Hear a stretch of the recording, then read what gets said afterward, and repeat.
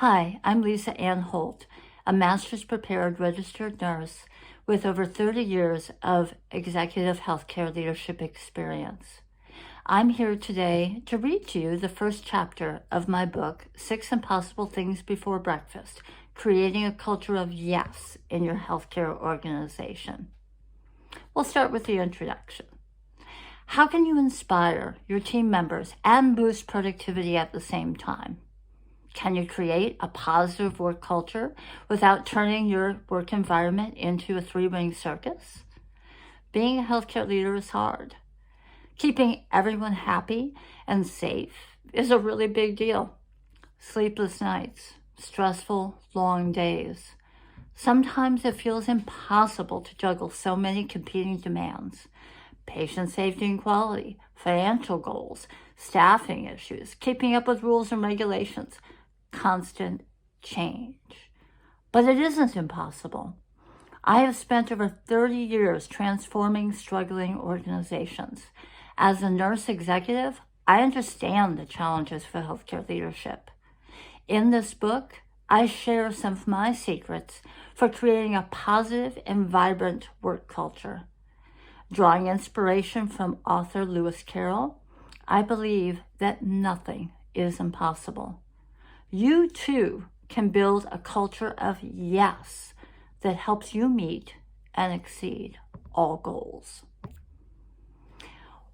So, this is where my journey began.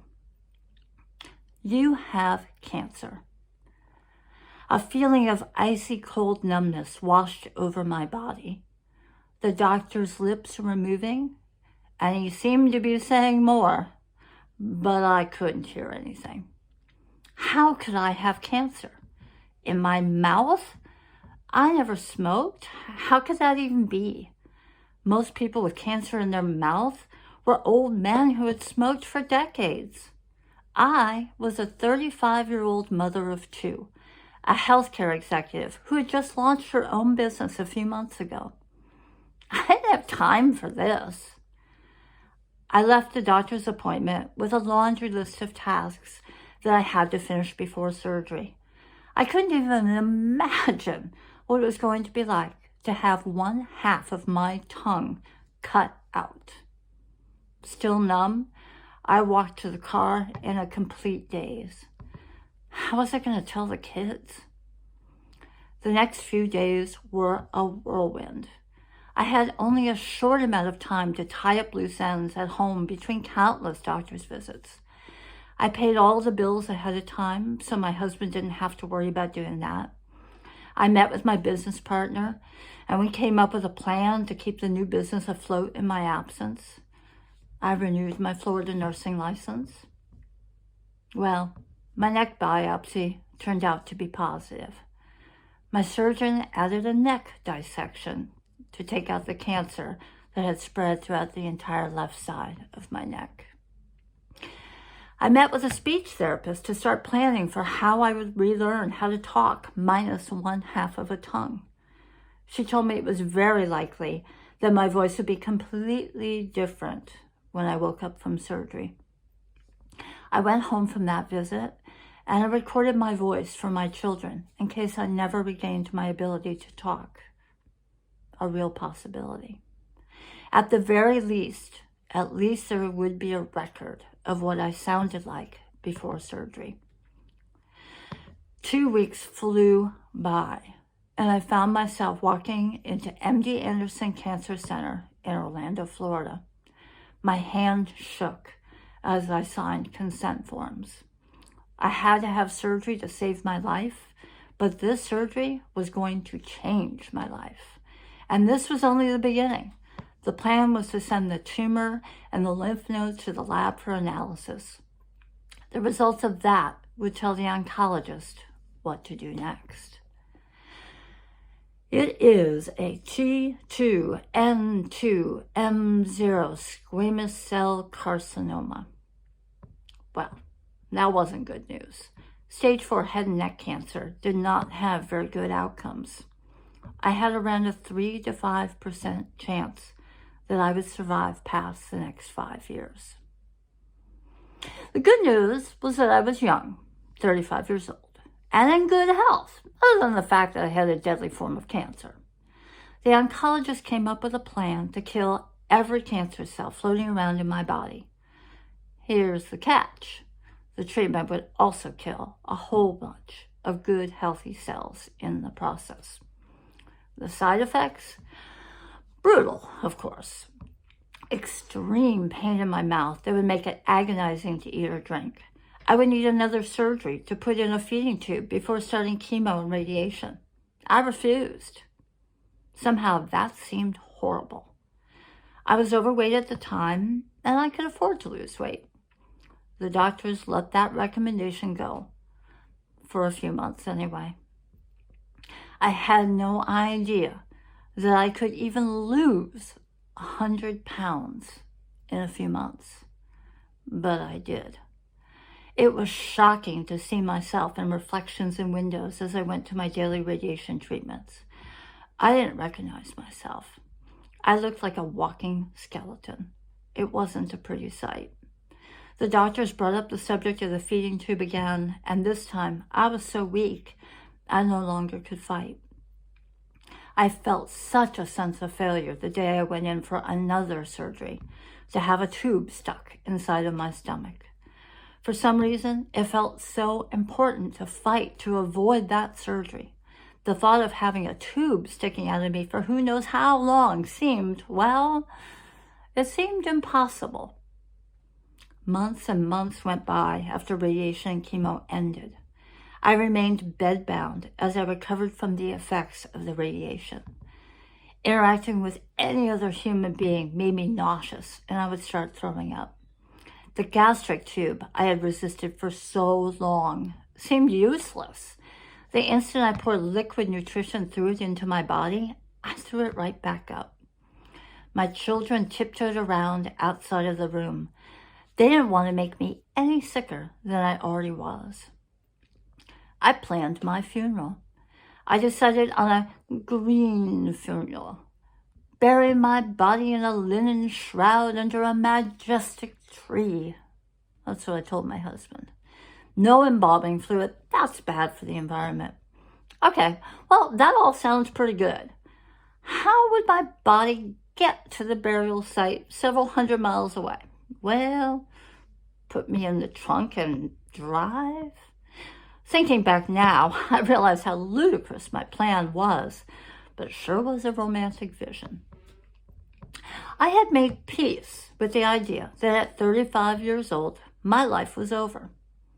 I still don't know why, but I started to read Lewis Carroll's Alice's Adventures in Wonderland and Through the Looking Glass. I hated those books as a child. Its weird creatures and surreal world were really disturbing to me, and it gave me nightmares as a child. I have no idea why I picked it back up, but pick it up I did. The creepy creatures and bizarre, impossible world of Alice opened up to me in a brand new way. I read Lewis Carroll's words from a new perspective, from the perspective of a dying woman. Alice laughed. "There's no use trying," she said. "One can't believe impossible things." "I dare say you haven't had much practice," said the Queen. "When I was younger, I always did it for half an hour a day. Why, sometimes I've believed as many as 6 impossible things before breakfast." Those words resonated with me. I started to imagine what was impossible. Flying. Can I walk outside and flap my arms and somehow start flying? No, that's impossible. So how could I make that happen? Save up money, buy a plane ticket with the money, get on an airplane, and I could soar through the air. How could I beat an unbeatable cancer? Show up every single day to the brutal radiation treatment that destroyed my body? Check. I had done that. Submit to the chemotherapy that also killed healthy cells along with the cancer? Check. I had done that. Sleep as much as I could to heal? Check. Use tube feedings to get in some nutrition? Check. Make sure I didn't get too dehydrated. Use the IVs as needed? Check. Don't give up. Okay, I was working on that. I started focusing on the future and imagining a future that I was part of. I pictured being at my daughter's wedding, at my son's graduation, and I got better. I got stronger. Against all the odds, I recovered. Next on my list of impossible to tackle, how was I going to be able to speak again? I could make sounds still, but it was difficult for people to understand me when I talked. That was frustrating. I knew I had to find a way to communicate better. I closed my eyes and I pictured myself speaking in a way people could understand me. I listened to the recordings that I had made for my children of my voice before surgery and treatment. I imagined myself making those sounds again. I went to the best speech therapist at MD Anderson, and I threw myself into those sessions with passion. I practiced my home exercises every single day, and I believed that I would talk again. Fast forward a bit. I could get out of bed, and I managed to get some strength back. I was dying to get back to work, back to leading a team. I brushed up my resume and sent it out. I was so excited when I heard back from a Medicare-certified home health agency looking for a director. It was an agency that had a pretty bad reputation in town. My self-esteem was pretty low, and I allowed fear and doubt to make me set my expectations pretty low. I figured that if I could get the job as the director of professional services, I could move on to a better agency. Maybe they wouldn't mind having a director who had a speech impediment. It turned out my future boss did all the talking during the interview. My resume was stellar, and I was more than qualified to do the job. I got in a word or two here and there, but the person on the other side of the desk was doing the hard sell on me to take the job. She offered the job on the spot, and I accepted. At that time, I had no idea how much I had learned during cancer treatment and my brush with death. I had not yet appreciated that I had undergone a transformation. I also had no idea that my transformation would turn out to be one of the best tools in my business toolbox. Could the insight I had gained and the skills I had developed help transform a business too? It only took days, hours, in my new role to start identifying the problems. I stared at my empty whiteboard and inspiration hit me. I thought to myself, what if I write down all the impossible challenges? And I did. Nothing is impossible. I believed that. I embraced that philosophy. I inspired my team to believe it along with me. Our tiny little patient census went from less than 60 patients to over 300 in months. Move to a bigger office, I wrote on my whiteboard in the list of impossible challenges. My agency became an overnight success. We went from one of the worst home health agencies to the industry leader in the community within months, not years. I didn't have all the answers to the problems right away, and I suspect that you won't either. Since you're listening to this book or you have bought it, I know that you recognize that you and your organization need to change. The secret sauce is quite simple, and I'm so excited to share it with you. So let's dig in. If you'd like to hear more, check back in my channel for chapter 2, or you can purchase the book on Amazon. It's available either in ebook format or in a soft paperback. And I would love to talk with you more. Feel free to message me and I'll continue the conversation. Thanks so much for listening.